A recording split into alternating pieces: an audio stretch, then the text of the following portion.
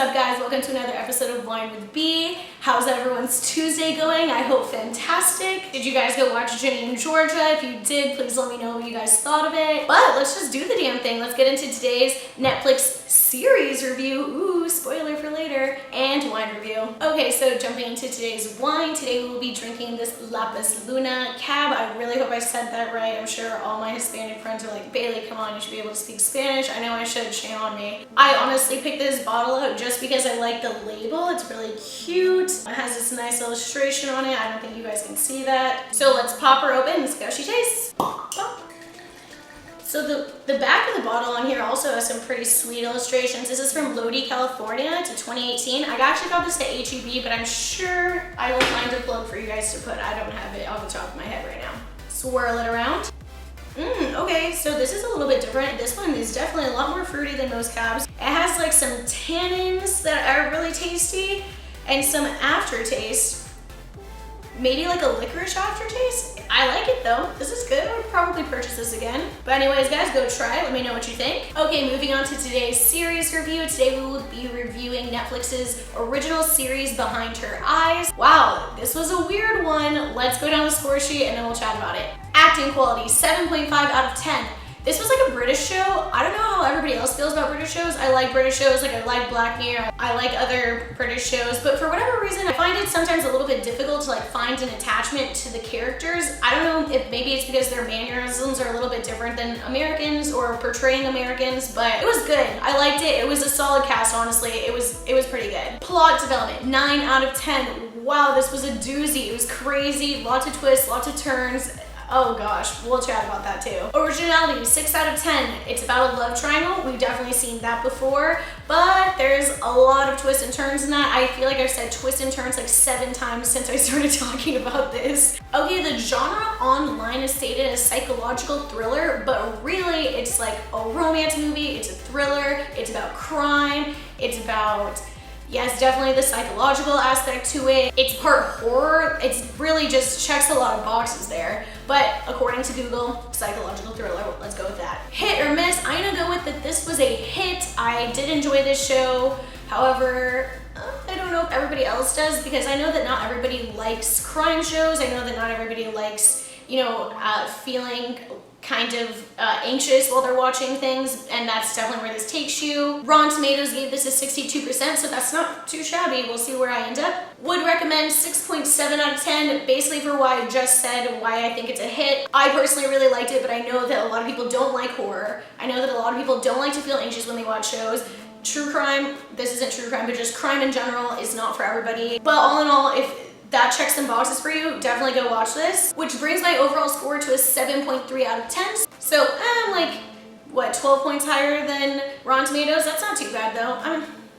We don't always agree. Jumping into casting, this stars Eve Hewson. She plays Adele. She was apparently in Robin Hood, haven't seen that. She was also in a star show called Lumineers, haven't seen that either. But if you guys have seen that, it's the girl from that. Tom Bateman plays Adele's husband. He is a psychologist in the movie. He was also in other things I have not seen, like Da Vinci's Demons, haven't seen that. He was also in Cold Pursuit with Liam Neeson, and I feel like I should have seen that, but I haven't. I'm a horrible YouTuber. We have a YouTube channel talking about movies. And for Simona Brown, she plays Louise, the third in the triangle of all of this. This is her first leading role, and I think she killed it. She was also in a Netflix original series called Kiss Me First. I should definitely add that one to my list as well. Moving on to talking about the series was based on a book by Sarah Pinborough. I'm not a big reader, but if you guys have read the book, please let me know, and let me know if you guys thought the show or the book was better. Usually people say the book's better, but who knows. I do want to talk about the ending. If you have read the book, please DM me or something because I want to chat the ending out, see how the ending was in the book.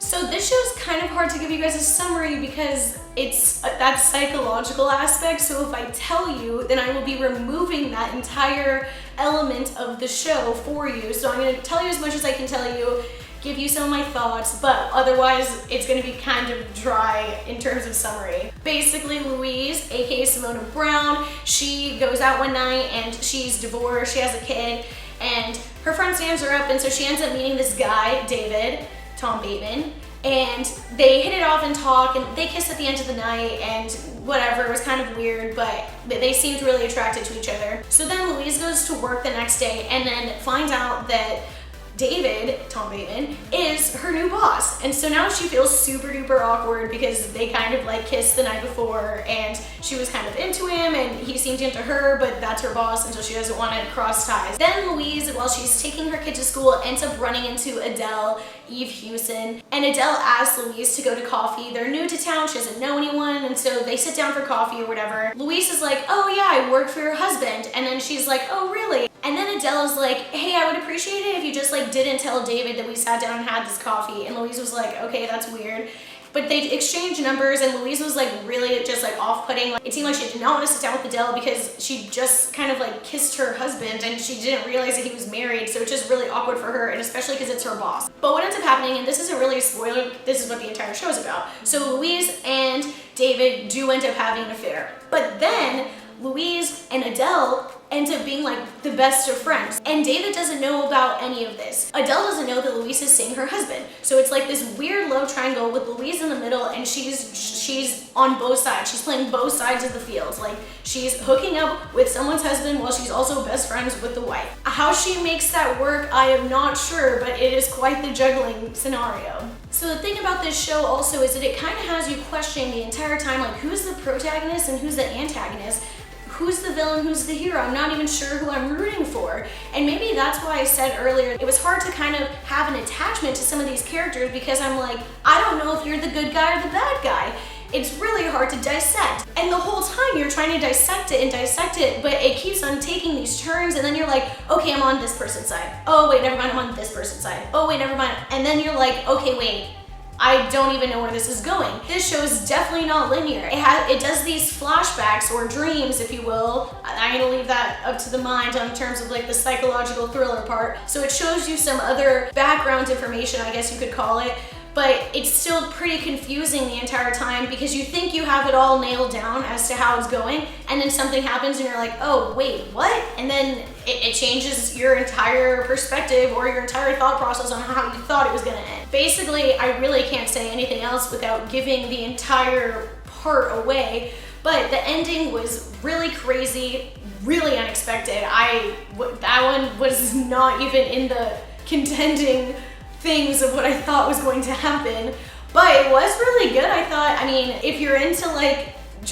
you're having your brain picked while you're watching a show while also being like anxious of like the actions of some of the characters, go for it, watch it. But anyways guys, that is all I have for you this week, so go binge watch Behind Her Eyes. It's only 6 episodes, so it's definitely possible to finish it in one sitting. I think I was pretty close to finishing it in one sitting actually, but I mean, I do that with everything. Anyways guys, I hope you guys have a great rest of your week. If you're bored, go watch some of my other videos. If you like this one, please share it with somebody else you think will like it. Please share it with whoever you want to watch the video with. Don't forget to like, comment, and subscribe, and press the little bell thingy next to subscribe, so that way whenever I post a video, you get a notification and you never miss a video. That's all I have for you guys though. Have a fantastic week. And until next time, cheers.